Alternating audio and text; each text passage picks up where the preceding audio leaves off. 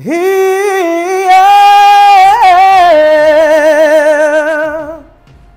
Okay na po yun.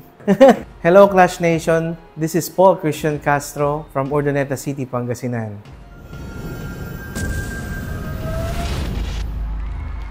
Sumali ako sa The Clash 2024. Feeling ko kasi may ibubuga pa ako. Gusto kong i-share yung talent ko sa lahat ng mga nanonood. Hindi lang sa buong Pilipinas, kundi sa buong mundo. I think I rate myself 7 or 8. Kasi feeling ko marami pa akong kulang eh. Marami pa akong dapat matutunan. Ako ang dapat maging grand champion dahil ibibigay ko ang lahat ng aking makakaya at puso para sa labang ito. Again, this is Paul Castro from Urdaneta City, Pangasinan.